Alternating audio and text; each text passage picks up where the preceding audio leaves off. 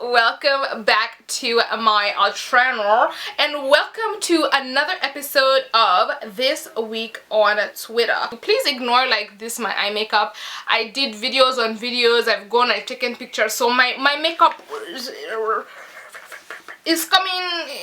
looking a bit cakey. It's looking a bit cakey. Yeah, to say the least. Now for this week on Twitter, I actually had asked a while back for people to tell me what they would like me to discuss on my channel, and it's like so ironic that someone said law, like studying law and all about law etc, and I actually went on Twitter and I saw someone had graduated from their, you know, law school, what, and I was like, oh, I should do that as a topic. And that's why we're here today. We're gonna talk about the realities of studying law, studying the law, being in law school, because a lot of you are wanting to be lawyers because you are romanticizing it from How to Get Away with Murder and Suits and all these Olivia Pope and Alice Keating bitches. But let me tell you, those bitches are trifling ass bitches. Why are they trifling ass bitches? Because they lie, because they are liars. And now let me just break it down. Let me break it down. So the first thing I want to talk about is how this is not a show. When you go to law school, this is not a show. And the number one thing they actually tell us on the first day of law school is this. They point it out. They say this is not like Suits. This is not like How to Get Away with Murder. Those shows are so popular because they literally have romanticized the law to the point where a lot of people join law school for like a week. We had so many people join with us the first week of law school, and by week 2 they had moved to another course because they were like, actually that was a lie. That was a lie. Why did you lie? Why did you have to lie? And our lecturers literally told us on the first day of school, this is not a show. This is not like a kumbaya kind of thing. You better calm down. You better respect yourself. And what do I mean by this is not a show? Now, a lot of people join law school, like I'm saying, with the mentality that you're going to be finding loopholes in the law and, you know, basically creating law. And a lot of people have that mentality about lawyers, that they have all this power when it comes to the law, and they can do so much when it comes to the law. They can decide your fate, basically. And I just want to tell you that lawyers are just like the news reporters or journalists of law or the judicial system. Like, journalists have a narrative, right? They have a narrative. Let's say Paige is stupid, and they'll have this narrative, and then they'll go and do research to fit that narrative, and anything they find to fit that narrative they put in the article. And so when you read the article, it just says Paige is stupid. You don't know Paige has these other sides to her that you don't know about, because this is exactly what this article says. And that's exactly what lawyers do. Lawyers don't do all this shit that they show you in TV shows. They don't create the law and find all these loopholes and, you know, trick the judge and do what. They don't do that. All they do is they have a case, they have the facts of the case, they look at the facts, and they're like, right, what we're supposed to do is we're supposed to go and find another case that can be applied here to give us the outcome that we want. So you have your Paige is stupid, you have your research, you put it in the evidences, and you present your case to court. It is the judge that decides what to do. And if the judge decides that what you've done is bullshit, it's bullshit, and you're not going to do anything to the judge. And that's another point of why this is not a show. In a lot of these shows, they show you that lawyers have all these, and that's a very common thing. They say that lawyers have to be opinionated, and so do they show these also. They also show this in the shows, that these lawyers are also opinionated. Even if the judge says no, they slam the desk and they stand up. Do you know you will be disbarred for that? When they take away your practicing license, you'll know you're not Annalise Keating. You are not Annalise Keating. You're not Olivia Pope. You shut up and you sit down. Even if the judge wants to tell you you smell like stupidity, you shut up and say nothing. Do you understand? So all this, we actually were told that even when we were doing our moots, a moot is a practice court. When we were doing our moots, we were shown some clips of people slamming tables and saying, I object, Your Honor. And our lecturer just paused it there, and she said, let me never see this from any of you because you're mad. You must be crazy. She told us, don't do this. This is, a lot of students apparently come to law school and decide to be slamming tables for her. And she was like, never do that. Even in court, her as an established lawyer, she can't do that. All of them can't do that. A lot of people join law school with the mentality, with the romanticization of law. The whole you have to be opinionated to be a lawyer. No, you fucking don't. No, you don't. No, you don't. You have to be opinionated to be a judge. Being opinionated as a lawyer is even, it won't help you. I remember when I joined, I thought I was supposed to, you know, try and apply my own knowledge to this thing and do what I'm doing and what. No, you're supposed to take a case, look at it, find another case that looks like that, and apply it and go home. And go home. And go home.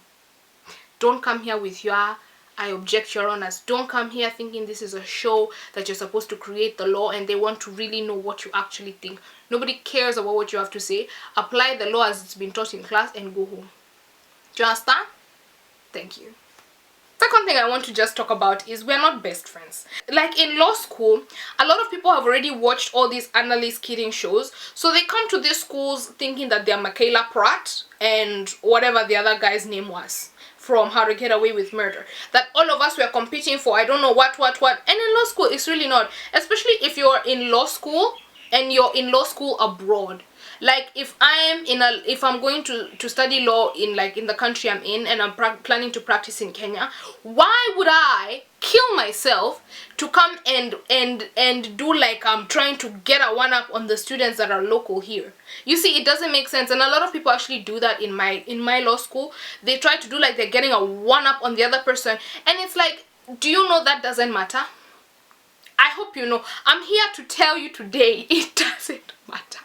It doesn't make sense, because I am my own competition, especially the fact that I'm abroad. I am my own competition. I don't see the day that I would come to compete with the people, with the local students to go and find jobs, because they're not coming to my country with me. Neither am I coming in this country to do their work. So what?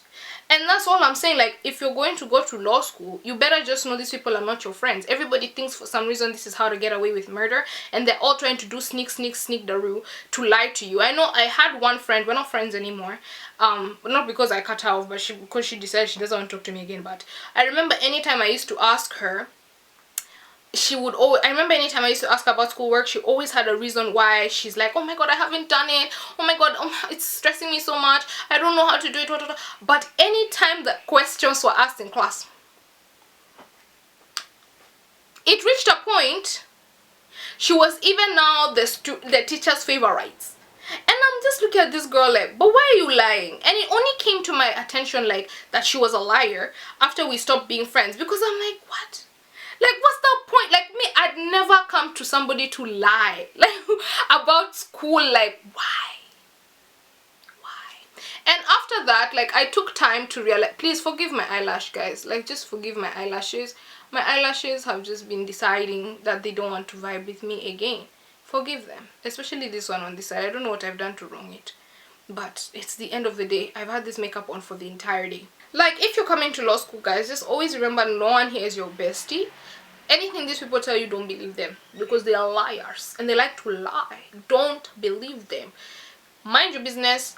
Keep it cute, keep it moving. When they ask you a question, you because you know you answer God one day, tell them the truth if they want to be told the truth, and move on. Because if you focus on these people too much, you will die here. You will die here. Now, the next and the last topic is the fact that law is not this exciting as they show you in the TV shows. Like, in the TV shows, there's always one case that's like, all the cases are always so big and so bad bitch, and let's what. It's not like that. Sometimes you'll just be filing very normal cases. Maybe somebody's car was hit, or you won't always work on. It's actually very rare that you even handle all these continuously handle these huge cases. Like, today you have this case, tomorrow you have that case. That's not realistic. You in your everyday life, do you live like that?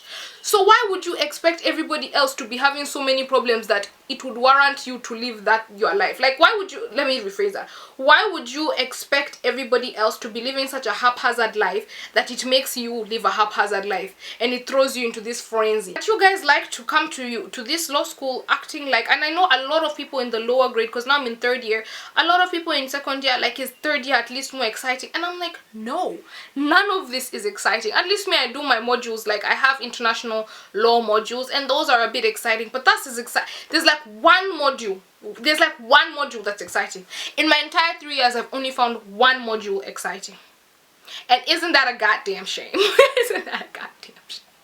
And that's not even a core module. That means like not everybody has that module. It's just because I selected it and I did it, and not many people are doing it.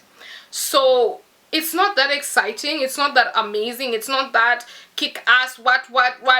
And to get to that point in law, you really have to be that bitch. And by the time you're that bitch in law, you've gone like 7 years, because first you have to get your undergrad, your LLB, which is 4 years. Then you have to do your pupillage, which is like on max 2 years. Then after pupillage, or if you are doing it during pupillage, but let's say you do it after, you go your school of law 1 year. So that's 4, 5, 6 plus 1, 7. 7 years. And then even at that point, you're still only going to be able to enter as a junior associate, where you have to prove yourself back and front that you can make senior associate. And it is as a senior associate that you will come to find all that kind of excitement. Do you know that? Did you know that? Did you know?